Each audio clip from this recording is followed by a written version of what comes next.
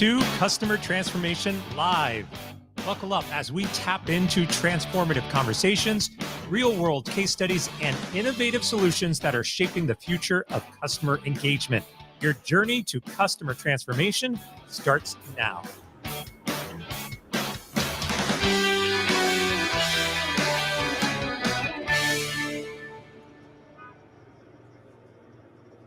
Welcome to the show. Glad everybody is tuning in. Orly, would you mind introducing yourself? Hey, Chris. Thanks for having me on your show, first of all. So my name is Orly Zeewy. I'm the author of the book Ready Launch Brand, the Lean Marketing Guide for Startups.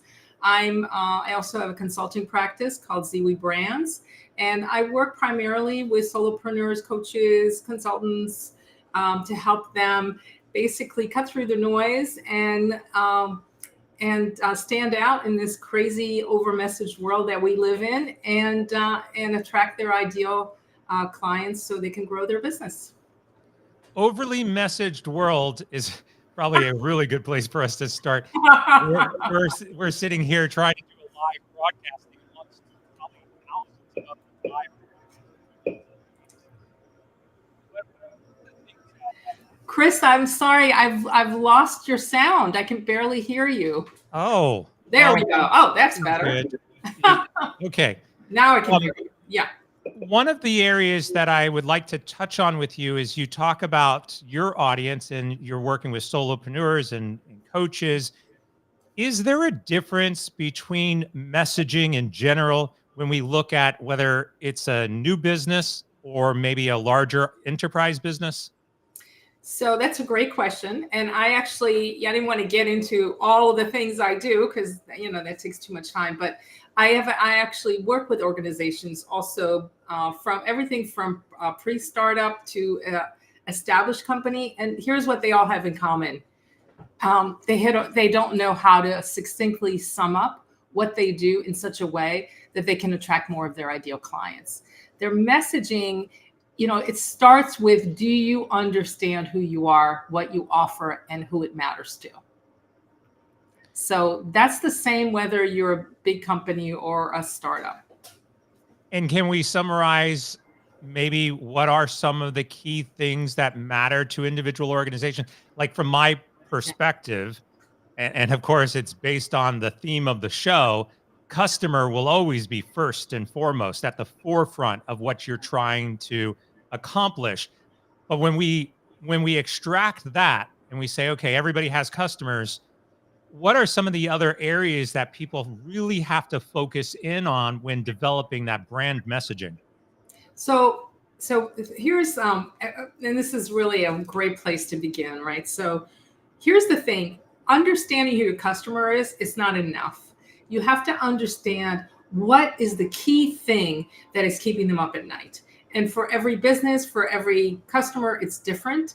And part of the problem with messaging in general is that people tend to try to talk to everybody. And that never works because you're actually trying to attract more of your ideal clients. So the goal is to build that trust-like factor and to get people to understand what they're getting from you that they're not getting from someone else. Yeah, you've got to reiterate this because I think there's a lot of people out there, especially in the marketing realm, who are thinking the more people I bring in, the better. Right. And I don't necessarily think that's the case. You can't just toss a net and just grab a bunch of people. I think you're wasting your time, resources, and energy, especially when those customers are not the right customers for you. And you know what? Again, this is such an excellent point because it's one of the things that I spent a lot of time in the research for my book. I will tell you, one of the founders I spoke to, they spent, I forget how many years building their business, and they were messaging the wrong thing to the wrong people, and they ended up closing their business. So yeah, it's really critical because the other thing, people always say, well, I don't want to leave people out. And here's the thing. It's actually a good thing to leave people out because you really don't want to be working with the whole world. You want to be working with people who value what you offer. They value your work. They value the solution you provide. And because they value it, they're willing to pay a premium for it. I think the other side of this is from an entrepreneurial perspective or a startup company, even a solopreneur, you care about every single possible lead or Right. opportunity. And Yep. sometimes we bend our rules, our own rules, because we're like, well, I'll tell them what they need to hear because I'm desperate for a customer and I'll take any customer. But I would argue even that sometimes is not worth your effort. I couldn't agree more. I know it's hard when you're, especially when you're starting the business or when you're struggling, to think, well, I just want to keep the lights on. I just want to get people in, as many people as possible. The problem with that is that you also end up with people who actually are not a good fit. And then it takes you kind of on a side journey, and you end up having to kind of walk that back. And eventually you find yourself split in all these different ways because you haven't really identified who that ideal client is. Now, I was listening to another podcast that you were on just to get some insights into your mindset, and I fast forwarded and landed on an awesome segment. And it's not because of what you said; it's because of the topic, which was around donuts, and I love donuts. So I was like, okay, I'm going to bring donuts up here into the conversation. Um, but your story was around how there are donut shops on every corner. And literally, I live in Southern California, and there's probably 10 donut shops in this immediate area. I've been to all of them. I know what all of them are like. Again, that's because of my craving for donuts. But your point is that it's not about the donut. It becomes the differentiation that you have to figure out in Right. order to be successful. Can you elaborate a little bit more on that? Only because I like donuts. Yeah, no, that's funny. I live in, outside of Philadelphia, lots of donut shops here. So here's the thing, you can't talk about price because that's a dead end, right? That's a non-starter. So what's left? Is it, you might think about, maybe you have a recipe that comes from the old country, or maybe, you use a different type of oven, or maybe it's the toppings, or, pick something that, and also you may want to think about, who's your clientele, because families are a lot different than Gen Zers, right? I mean, so you want to really be thinking about the audience. And, I always start with the audience, because for me, if it doesn't connect with the audience, then really it lands flat, right? You want to, it's not about just saying a bunch of stuff and hoping somebody hears it. It's about saying a few things that are the right things. And again, if you're talking about family, like, here's one thought, right? You could say, I can get you in and out of here in 15 minutes, or we've got a place for kids to play. I mean, think about McDonald's, right? They built all that stuff for kids so that the parents could eat uninterrupted. One funny thing I wanted to mention about that, McDonald's, I don't know if you know this, but their original color scheme, the red and the yellow, that was really intentional, because those two colors make you want to scream and get out of there as fast as possible. And that was the idea. Like, they actually wanted people to eat and go. And so they created environments that were totally not set up for hanging out and spending a lot of time there. So you might think about your decor as well, but there's always something that sets you apart. Even if there are 20 donut shops, there's something about yours that's different. Maybe you call it something else too. Yeah. This comes full circle already, in that there's a donut shop that's down the street from me. And a couple of months ago, I walked in, and on the top shelf, they had all new types of donuts. And these were all these crazy donuts with, cookies on top and Right. sour things and, shapes in different ways, like massive. They had at least 10 different types of, we'll call them gourmet donuts. Right. A month later, I walked in, none of them are there anymore. Why? Well, because wrong clientele, the people who were actually going into that donut shop weren't interested in these fancy donuts.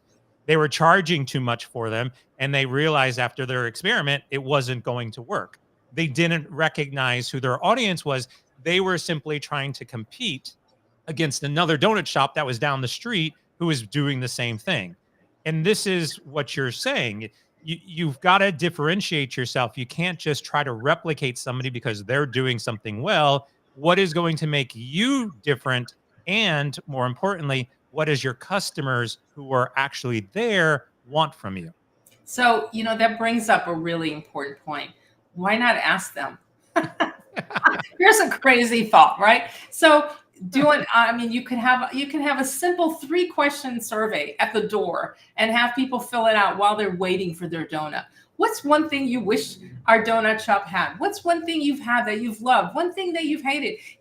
Just get feedback. I mean, people are always so like, they think it's like some magical thing that they're going to hear and it's going to change everything. If you want to know what your clients want, what they're thinking, ask them. Oh, it's amazing you said that to me, because that's always one of the things I say on all of the podcasts I'm on is like, just ask. I wrote it in my book. I have a story. I'll share it very, very quickly. But in my book, I share an experience where I was consulting with an executive who was operating an online clothing boutique, and a lot of people were abandoning their carts. And the CEO came to me and said, "Well, I think we should change the checkout process." And I'm like, "Well, how do you know that that's the problem?" He said, "Well, have you asked them? Have you asked your customers why they're abandoning the cart?" So we put together a form. We got all the responses back. The number one response was that the cost of the product was too much. It was more expensive than they had anticipated.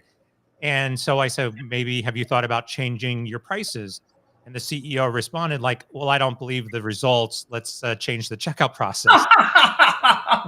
And, I love that. a few months later, they went out of business. And this is an example of you're not asking your customers. And then when you do, you're ignoring what your customers say. Two big critical issues. That's right. It reminds me actually one of the stories in my book. I've highlighted eight founder stories because they each relate to a myth of around marketing. And this was a pediatrician who, she did everything right. I mean, it's like an example of exactly what to do. First of all, she spent quite a bit of time figuring out the location. Then when she figured out the location, she found that mom that knows everybody and made sure that there were lots of strollers, right? It was a booming area for new families. And then she literally had one-on-one coffee, tea, what have you, just chats with moms and their kids and asked them all these questions. And then she actually did what they said. Because one of the responses she got was, I've got other kids, I bring them in, they've got nothing to do, they're bored. Could we have a blackboard with colored chalk so my kid, right? And the other thing is, by the time she opened, and she spent about 6 months on this, she already had all these clients because they had already met her and there was already the trust-like factor. So some version of that is really what you need to do if you want to make sure, again, it's, you're solving a problem. Is it the right problem? You're solving it for someone. Is it someone who actually has that problem and doesn't have a workaround, but is actually looking for a solution? And finally, are they willing to pay for it? Yeah. Going back to this concept of the difference in branding or approaches and messaging between entrepreneurs, startup enterprises, that asking part, and the CEO or an entrepreneur who can sit down, has the flexibility to sit down and actually talk with the customers, get feedback. We know that as the company gets larger, that goes away.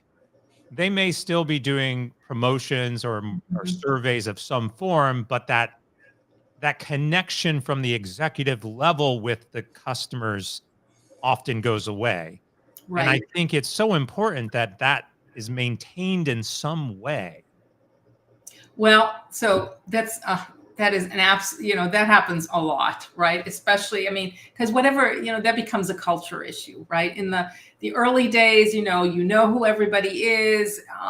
There isn't a huge line to get to the CEO, everybody kind of, right? And as things get bigger, the challenge is, how do you then stay on top of what's happening out there and internally too, so that people feel connected. And so So one of the ways to do that is to really make sure that when you get feedback from everyone at all different levels. I think a lot of times as companies get bigger, they think, well, we'll just talk to our marketing people, or we'll just talk to our salespeople. And the reality is, and I'm thinking of brands like Nordstrom's, which is really looking at, they empower all their employees. They're each given a certain amount of money so they don't have to ask, they can just take care of their customers. But that idea that, everyone has something to contribute. Now, that doesn't mean that, the janitor tells you how to run your business, but what you want to see is, do I understand like my role in the business? Do I understand how the business operates? And, instead of having all these core values and a big mission statement on the wall somewhere, really understand why people are here. As it gets bigger, the why I'm here is just as important as why they buy. A story just popped into my mind when you're talking about missions on the wall. I was doing a workshop with another company, and they had some, goals, mission on the wall, a couple of bullet points.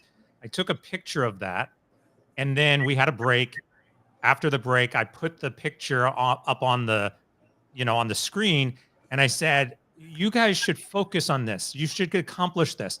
Most of the people in the audience said, yeah, this looks good. We should do this. I said, it's on the wall around the corner. And they didn't even recognize it, right? So to your point, I'm glad you talked about culture, because I think the other area, and you touched on it a little bit here, how critical is it that customer success, and specifically the brand and the mission, maybe we want to say, but more importantly, I think the brand is understood by the entire organization? I think it's critical, because what happens is, especially as you get larger, it's easy to get kind of sidelined, or everybody's in their little not tunnel, but where everybody's in a different lane, and they don't overlap. And so having an understanding of how my role aligns with the vision of the company or the mission of the company.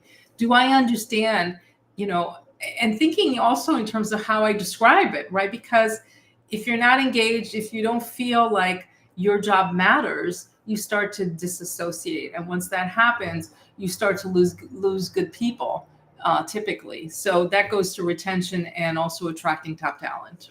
I think, you were talking swim lanes. Yeah. If there's also this time where you might have an idea, you might think, hey, how about if we do this? Or, the Nordstrom's example is good on this. But you're told, stay in your lane.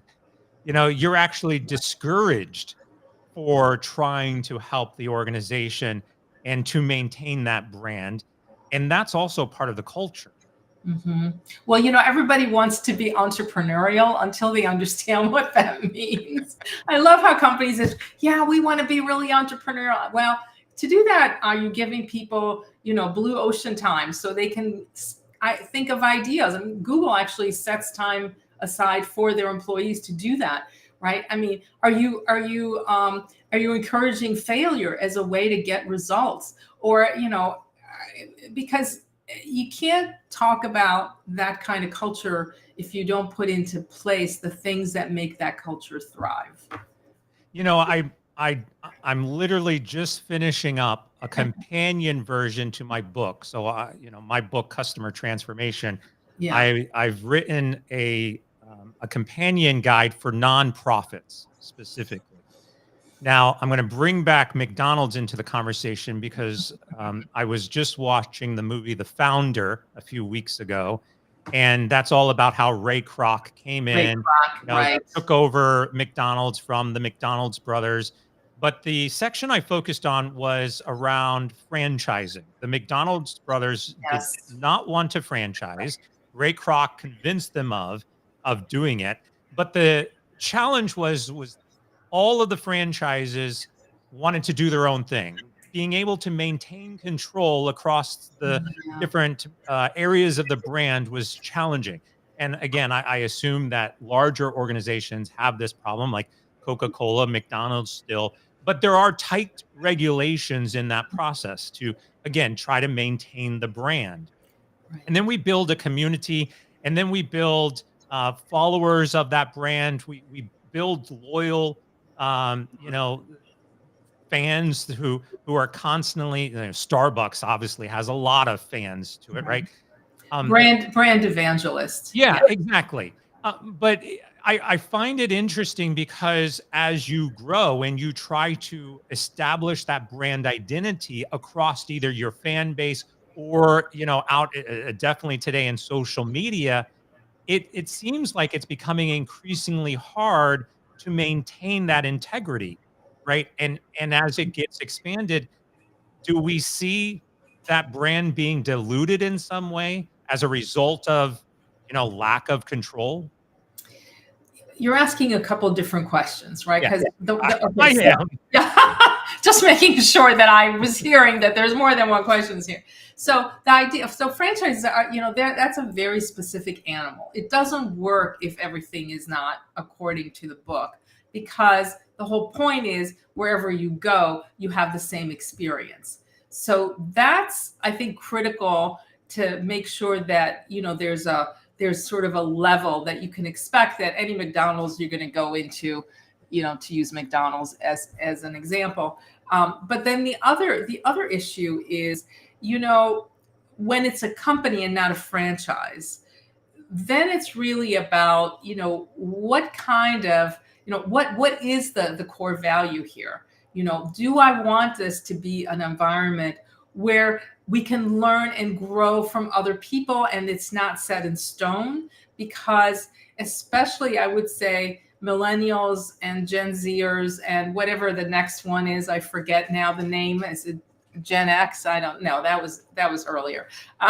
But they want to contribute. So there's also this other piece, which is, how do you invite people to contribute without completely falling off the rails, right? Because you can't have people constantly, look, we have a train, and this is the train, right? It doesn't suddenly become a bus or a go-kart, right? So you also have to understand kind of what you've built, which is, again, why it's so important to have that established. As even if you haven't done it from the beginning, it has to be done at some point, so people know what they're buying into. And that also then attracts the right people, to take that bus analogy, get the right people on your bus.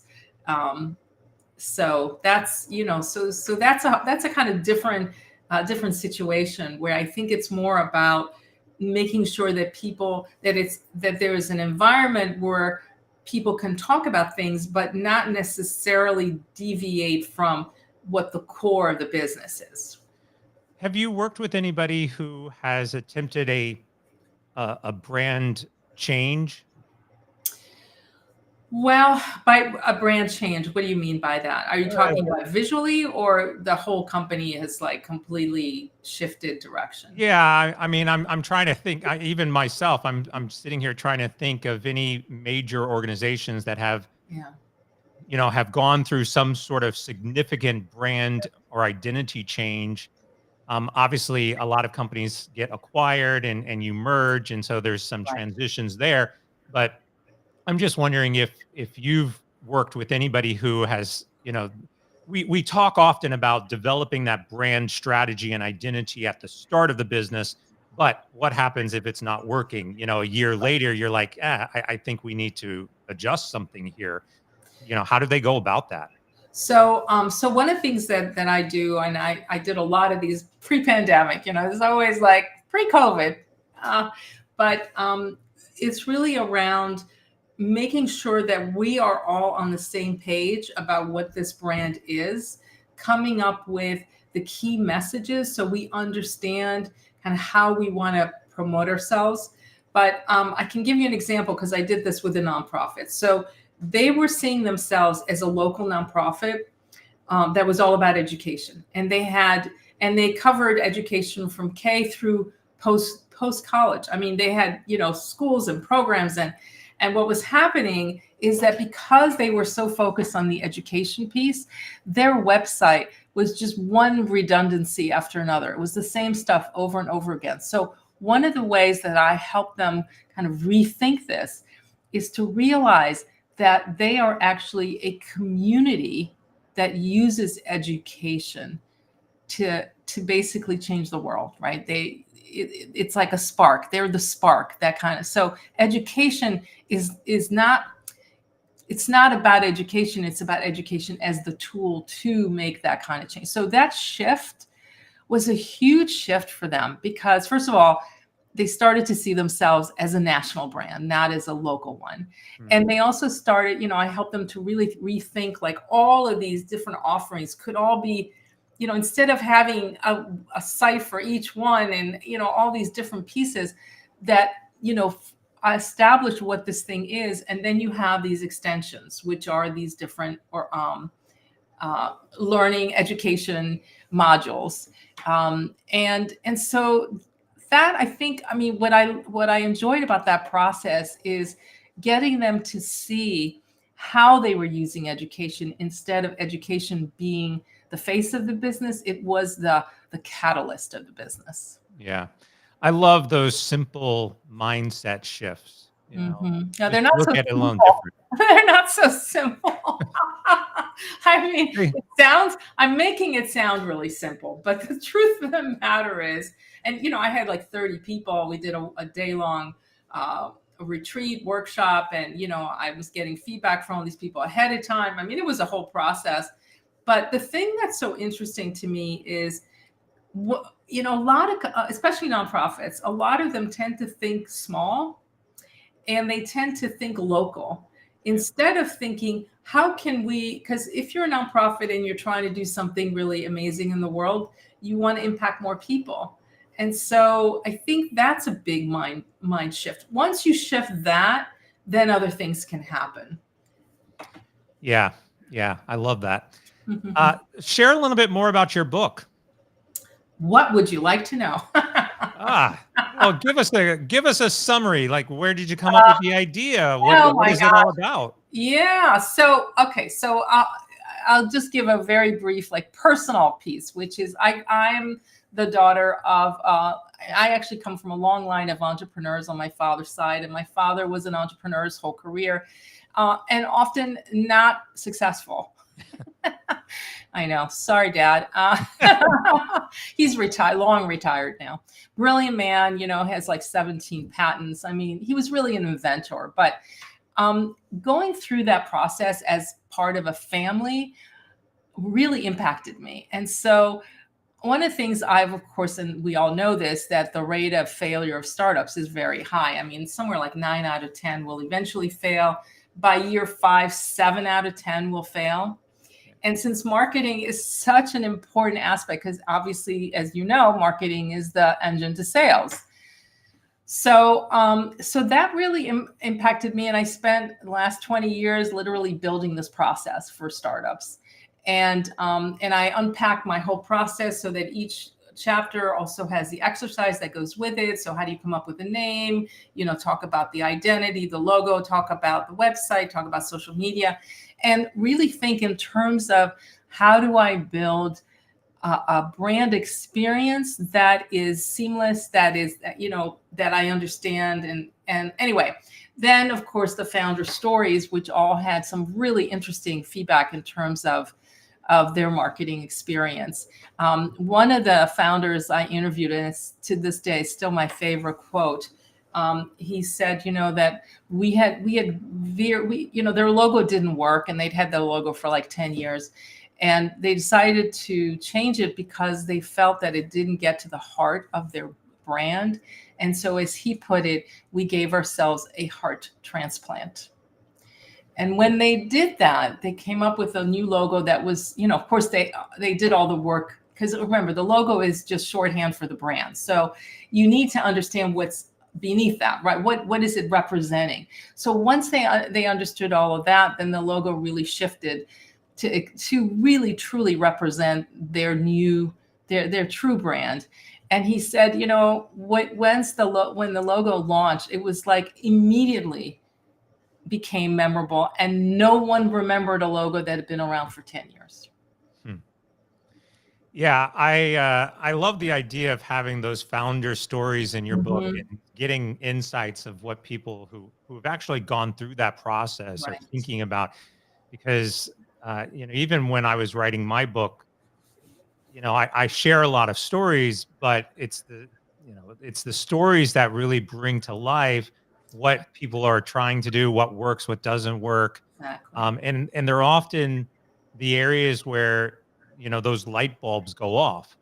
Although I've had meetings as well where I've shared stories in the meetings and somebody would say, yeah, but that's not us. That's not what we're doing. I'm like, People tend to be very literal. yeah, you're missing the point. You're Kind of missing are, the yeah. point. Yeah. So And yeah, and I did ask each founder to give advice, and only one of the founders was a marketing person, and theirs, of course, was the most successful because, and the reality is that for most people, they think of marketing as an expense instead of an investment. And that was the other reason why I wrote this book and why I wanted to put this book out there. I was hoping to change some mindsets around that, because by the time, and you'll appreciate this. Another thing you hear a lot is, well, we'll pay for marketing when we have money to pay for marketing. Which I love that, because marketing is how you get more money. Yeah.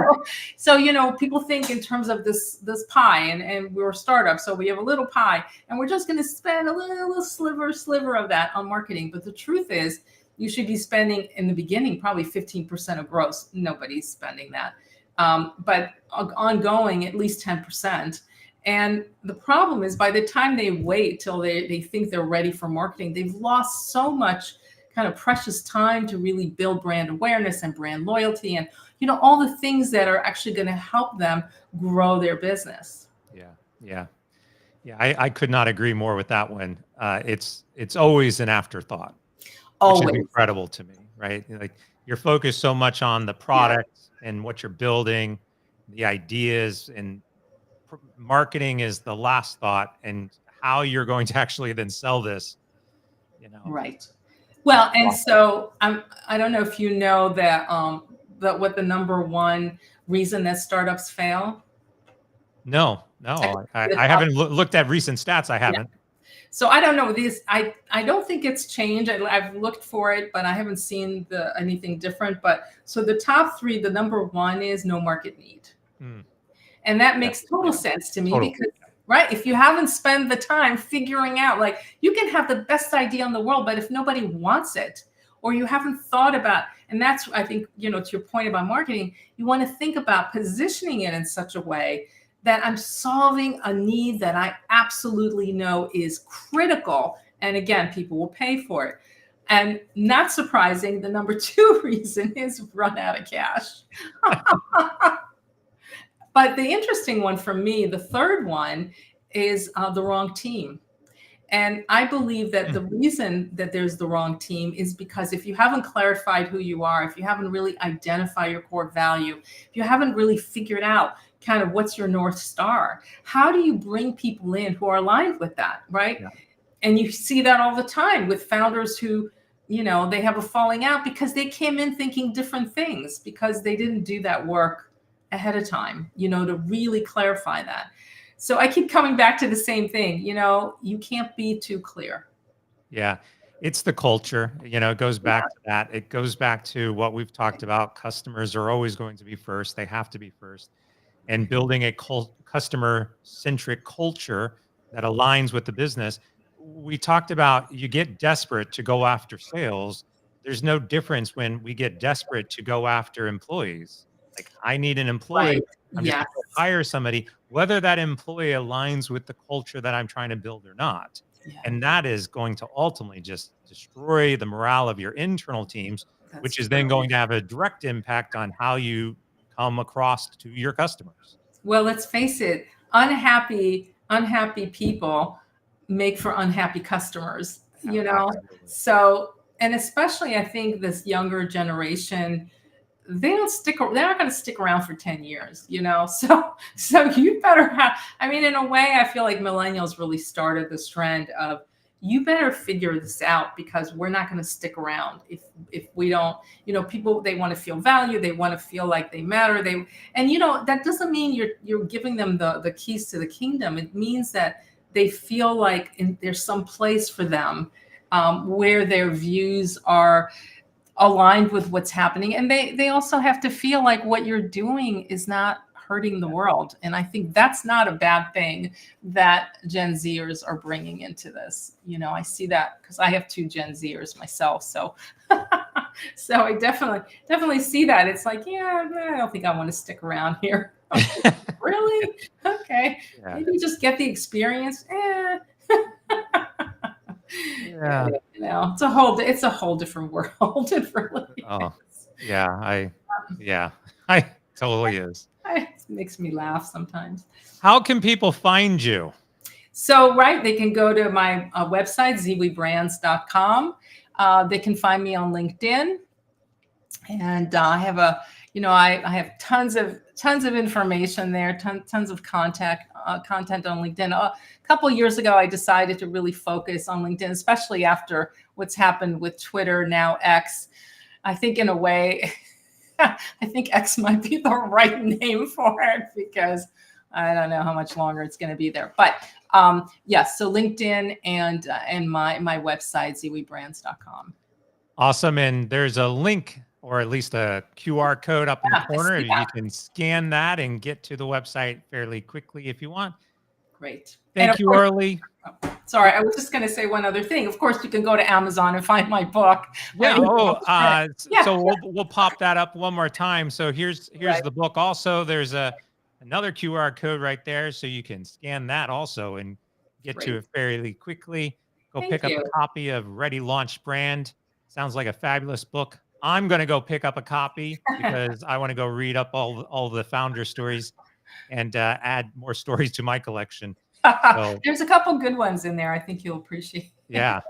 Looking forward to it. Thank you again. Appreciate your time, your insights, and the conversation. Thanks so much for having me, Chris. It's been a pleasure. And of course, for everyone else, tune in next week. We'll be back for another episode of Customer Transformation Live with another guest. Looking forward to that conversation. And if you need anything else, track me down on my website, chrishood.com. Thank you, everyone. Appreciate it.